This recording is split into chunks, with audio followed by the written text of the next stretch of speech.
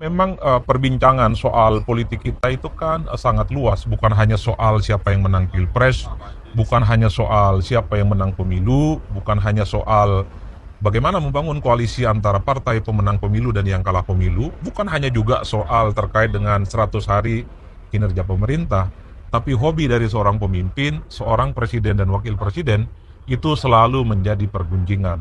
Jadi tidak mengherankan ketika Prabowo Subianto berkunjung ke luar negeri, ke India khususnya beberapa waktu yang lalu, kan memposting bagaimana Prabowo itu datang ke toko buku yang sudah menjadi langganan.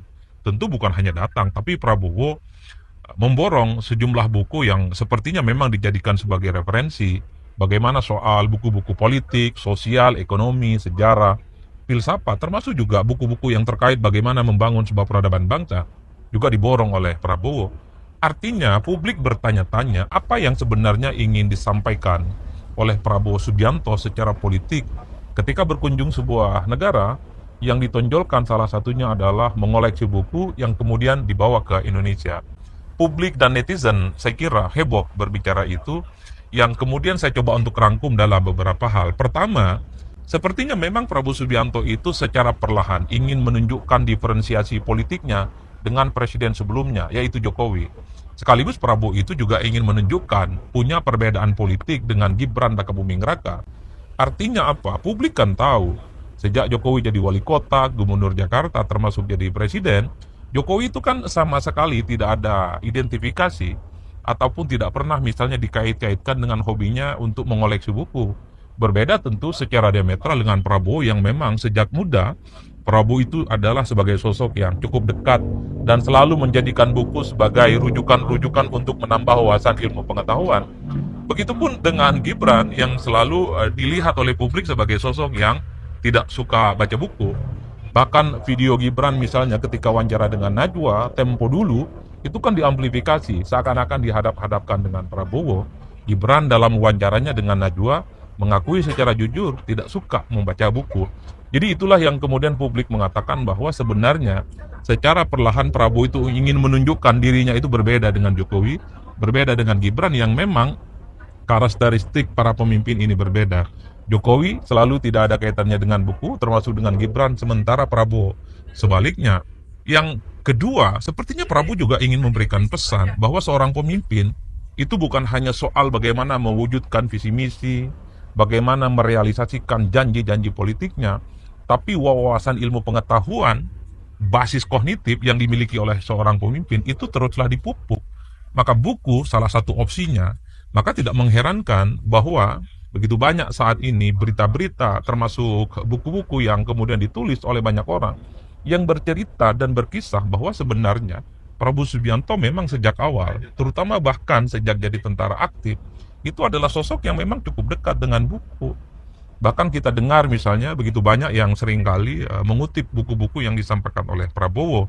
Dalam sebuah perbincangan dengan Najwa Shihab misalnya, Prabowo mengutip salah satu buku yang belakangan menjadi rujukan banyak orang di Indonesia, yaitu The Warrior of the Light. Itu bukunya Paulo Coelho yang saya kira bukunya tipis, tapi berisi terkait dengan petuah-tuah, kemudian penuh inspirasi terkait dengan perjuangan seorang kesatria.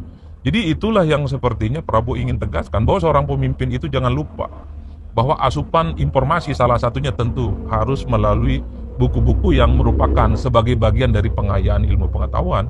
Bahkan kita tahu di belahan mancanegara manapun, seorang presiden-presiden yang top biasanya adalah mereka yang memang bacaan bukunya cukup luar biasa. Misalnya kita tahu Barack Obama sebelum jadi presiden menulis dua buku yang sangat fenomenal. Pertama adalah buku yang berjudul Promise to Power. Itu adalah buku yang katanya ingin didedikasikan kepada bapaknya, bahwa mimpi itu yang kemudian mengantarkan Obama pilih menjadi Presiden Republik Indonesia. Ada salah satu buku yang juga ditulis oleh Obama, namanya The Audacity of Hope, keberanian untuk berharap. Juga adalah buku-buku yang cukup bertenaga.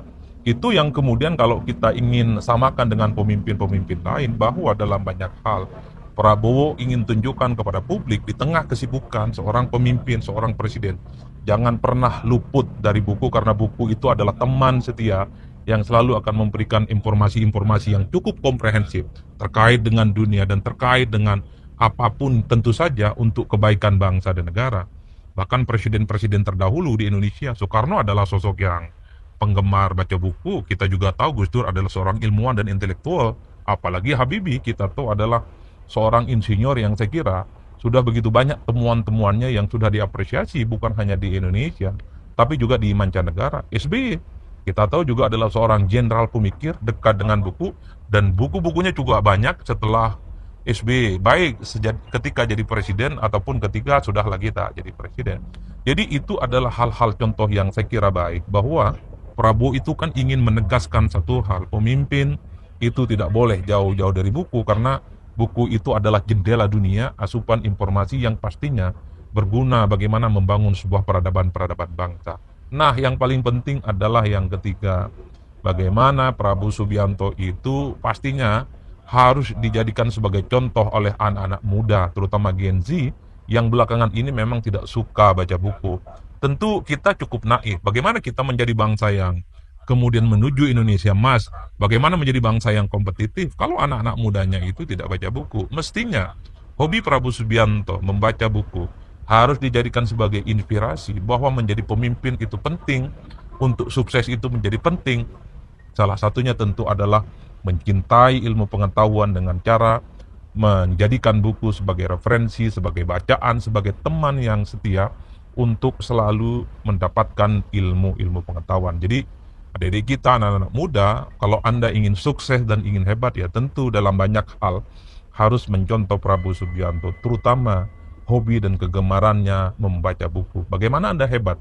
Bagaimana Anda bisa berkompetisi dengan yang lain, termasuk di kalangan mancanegara, kalau bacaan dan informasinya terkait dengan apapun tidak didapatkan dari buku salah satunya.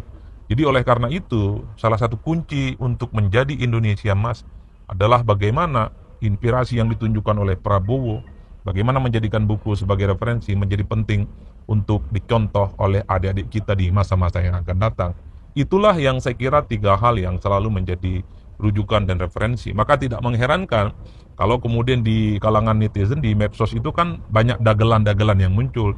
Jadi kalau Anda ingin jadi presiden, maka rajin-rajinlah membaca buku. Maka Prabowo itu adalah contoh bagaimana rajin membaca buku dan kemudian mengantarkan Prabowo jadi presiden. Tapi banyak juga di seberang yang lain mengatakan bahwa tidak perlu rajin-rajin baca buku, tidak perlu suka dengan baca buku, enggak baca buku saja itu sudah bisa menjadi wakil presiden dari Republik Indonesia. Oleh karena itu, itulah yang saya kira bahwa salah satu hobi dan kebiasaan seorang pemimpin di negara kita ini seringkali menjadi rujukan-rujukan dan pembicaraan di kalangan publik. Dulu mungkin banyak yang mengkritik ketika video lawas Gibran Rakabuming Raka yang bilang tidak suka baca buku. Publik juga mengkritik bagaimana misalnya Pak Jokowi itu seakan-akan memang sangat berjarak dengan buku, tapi pada saat yang bersamaan ketika Prabowo Subianto selalu menunjukkan hobi dan kebiasaannya dekat dan memborong buku ketika berkunjung ke luar negeri, itu juga menjadi perbincangan dan pastinya akan selalu dibanding-bandingkan dengan pemimpin-pemimpin yang lainnya. Oleh karena itu, kalau kita membaca rata-rata secara umum, memang seorang pemimpin, seorang presiden ketika dia identik dan dekat dengan buku, menjadikan buku sebagai teman dalam perjuangan hidupnya, maka itu adalah pemimpin-pemimpin yang menurut para ilmuwan-ilmuwan, menurut para filosof adalah pemimpin yang sesungguhnya, karena pemimpin itu bukan hanya soal mewujudkan visi misi dan janji politik, tapi basis kognitif, ilmu pengetahuannya itu diasup oleh ilmu-ilmu pengetahuan yang itu datangnya dari sejumlah buku, dari berbagai referensi yang kemudian pastinya akan memberikan pengayaan-pengayaan bagaimana mewujudkan sebuah bangsa itu menjadi bangsa yang sangat hebat. Saya kira di situ salam politik.